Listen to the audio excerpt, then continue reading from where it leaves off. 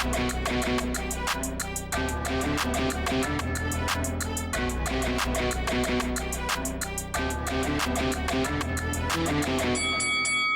guys, welcome to Boxing Squared for boxing news and views from around the internet. And another heavyweight news mashup video today, starting with Dillian White. So it looks like his intended campaign in the United States, which was to be for at least 1 to 2 fights, and this is what we've been hearing for months from White and also his promoter Eddie Hearn, in particular Eddie Hearn, looks like that is over before it's even begun. So Hearn has revealed to IFL TV that they are now targeting a fight date of October the 30th in the UK. And White, he's been making some noise in recent days that he wants to fight, he doesn't want to wait, he wants to get back in the ring. And actually saying on social media, after watching my guys Fabio Wardley and Alan the Savage Babbage destroy their opponents, I want war. Let's go.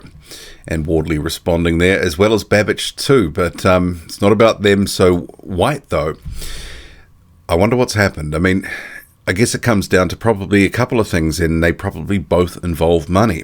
They had been talking about potential opponents, maybe Chris Arreola, but it was more likely to be Jermaine Franklin. That was a name that was persistently linked with White's.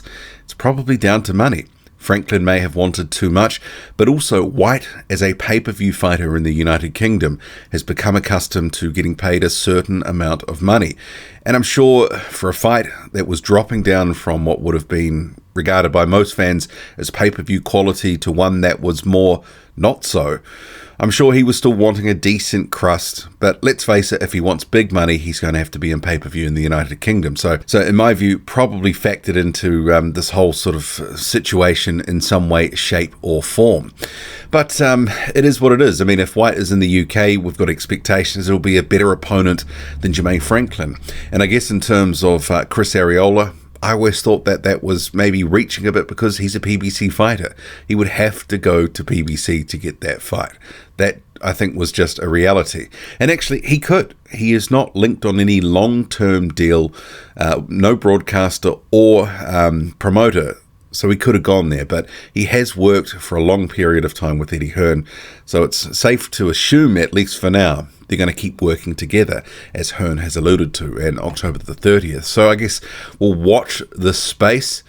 Hopefully a better opponent than Jermaine Franklin. Hopefully it's not Franklin in the United Kingdom. I think that would be a disappointing outcome. But in terms of someone who does want to face Dillian White, Michael Hunter. So he has said he's going to be back in October. Fight details coming soon, #bounty. But then in the comments, and you can see here, he says, I want Dillian White. I want Dillian White, to another person too. But to me, that's just, wishful thinking. If he already has fight details coming soon, he's signed to Triller, and they want him fighting on their platform, and that's why they've paid him a deal that he walked away from an IBF final eliminated with Hrgovic to go sign with Triller. Well, he's going to be fighting on Triller in the United States, probably not going to be fighting Dillian White. So it's one of these sort of situations. I wonder, do some of these boxers actually engage their brain before they make comments?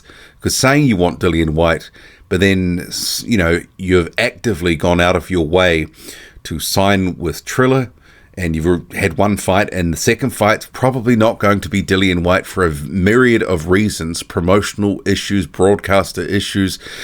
It just doesn't make sense that he would call that name and think it was realistic. I mean, maybe it's just conning the fans. I mean, but there's also a situation, you say you want Dillian White, but then if it ends up being a Mark Demori, you look a bit silly.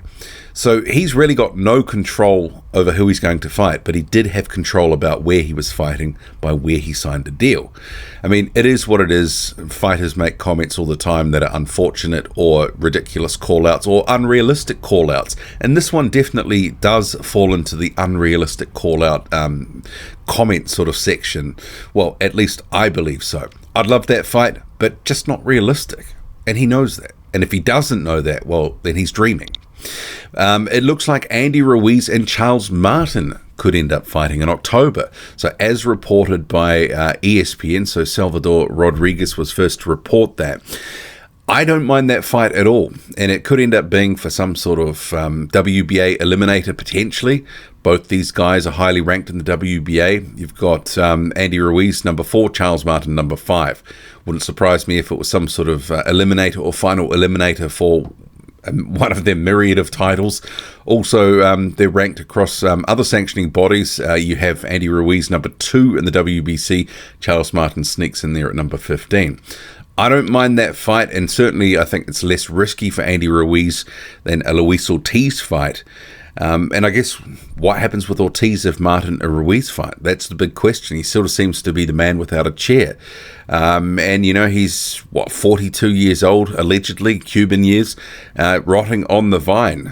Basically had 45 seconds of action against Aleksandr Flores in 2020, and that was his only action he's seen since getting stopped by Deontay Wilder for the second time in 2019. So who knows what's happening with Ortiz, but I don't mind Ruiz versus Martin. And after, you know, a few hairy moments against Chris Arreola, I think that Ruiz and Martin is a much better style matchup for Andy Ruiz Jr. Although Martin does carry power, but obviously he is a plotter. He's not going to be as crafty, I think, as Luis Ortiz, but it's still a good competitive fight. One that I think Andy Ruiz Jr. would win. I think he would be counterpunching Charles Martin all night, but Martin does have pop, and there is an element of danger there for Andy Ruiz Jr. So that's in talks, not confirmed. I have seen some people saying it's confirmed. It's just confirmed that talks are happening for a potential fight. And I guess with Martin trained by Manny Robles, which is the former trainer of Andy Ruiz Jr., there's another sort of storyline there as well. Mahmoud Cha. So see here on screen, this is per boxingscene.com. He's taking Don King to court. So someone had messaged me about this, but I hadn't managed to get to it. But this is in relation to when Charr was meant to face Trevor Bryan at the start of 2021. Mahmoud Cha, who was the regular title champion at the time, he was inactive since he won the belt in 2017, but was ordered to face Trevor Bryan. It was meant to happen by the end of January.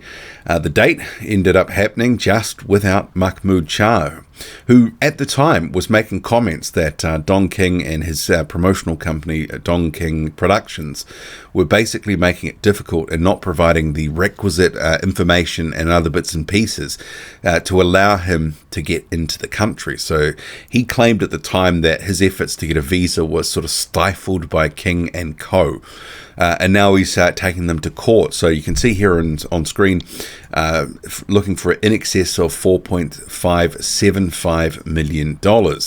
So his end of what would have been a fight with Trevor Bryan was going to be $1.5 million US, and that fell out of a purse bid. So King won the purse bid, obviously bid a huge amount.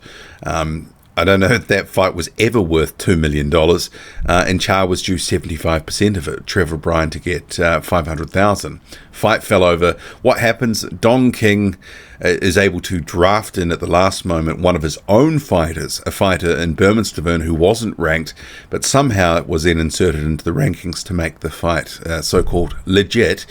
And Trevor Bryan ended up, beating Bermondstation to claim the then vacant regular title because the WBA stashed Mahmoud Cha away as the champion in recess. So now taking him to court, I kind of think, is he really thinking this is going to go anywhere good? I mean, I understand why he would be taking the legal action after what happened, but it's Don King. I mean, he will just tie you up in court. I just can't see that this is going to end in any good place. If anything, it's just going to be a drain on Mahmoud Cha's resources. And the guy hasn't fought for, apart from that fight against Christopher Lovejoy, which was not a sanctioned title fight or anything like that by the WBA. They made that clear. Apart from that, he's been out of the ring since 2017. He's got to be hurting for money. So I just wonder if it's wise to go to, into a legal battle with someone who's so litigious like King, who will just look to just bleed you dry. That's my view. David Haye 47.0. not mounting a comeback, but he is going to be fighting on a Triller card that's headlined by Oscar De La Hoya in September. So he says, not a comeback. This is about teaching Joe Fournier there are levels to the boxing game. One must stay in their lane or risk getting flattened. On September 11th at the Staples Center, Joe the billionaire Fournier will be taught that certain things in life you can't buy. Champions are born, not bought.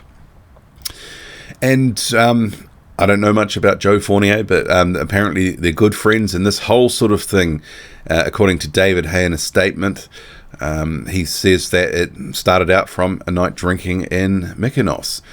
So he says they were talking about who would win a fight between us. I laughed, but out of respect for Joe's ego, suggested it would be close, maybe a draw, whilst winking to Joe. Joe's straight-faced response was very different. He was deadly serious, stating he would win in a fight today. I assumed it was just the tequila talking.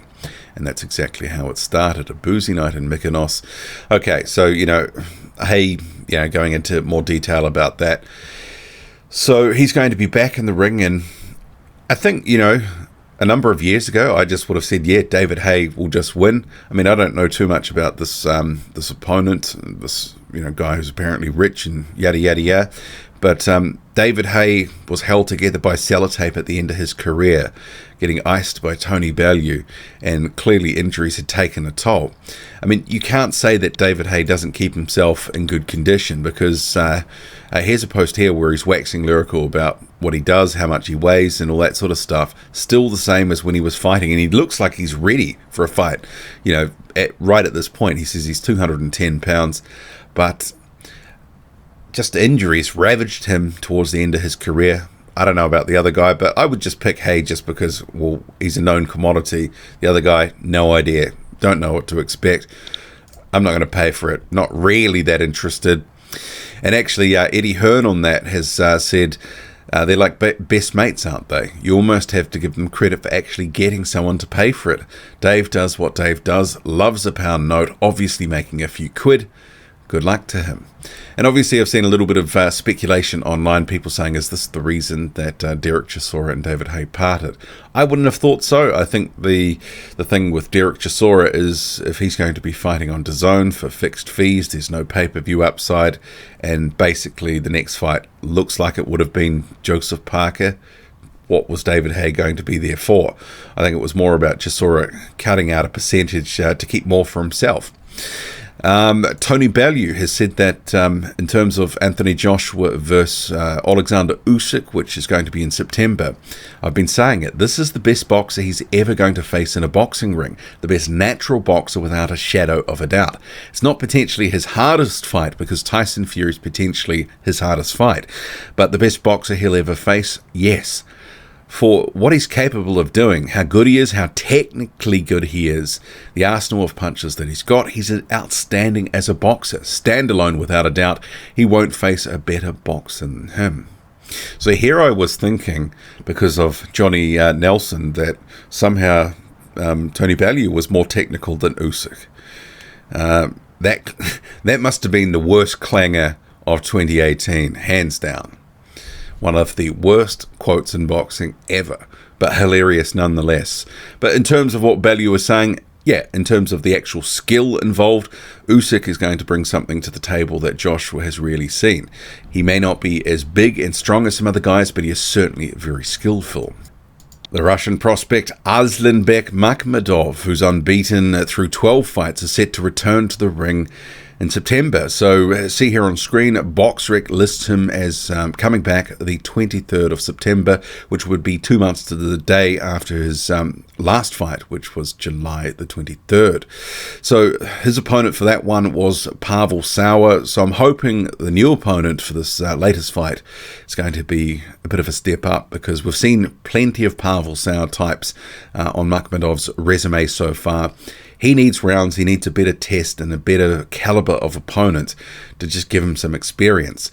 Sure, it's a bit tough right now getting opponents, and the pandemic has sort of stymied his career. He's just had the one fight, or the two fights, I should say, since the pandemic. But he's a guy that needs some action. So I'm glad to see they're getting him back out just 2 months after his last fight, because that's what they should be doing. But given the level of opponent recently, I'm just tempering expectations. But Makhmudov, an excitement machine, he goes hell for leather, right hands, right uppercuts, and he always looks to take your block off.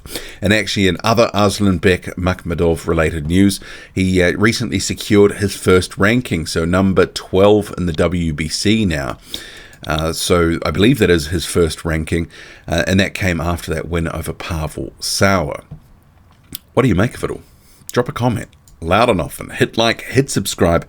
Follow me on Twitter, boxing_squared. I'm out.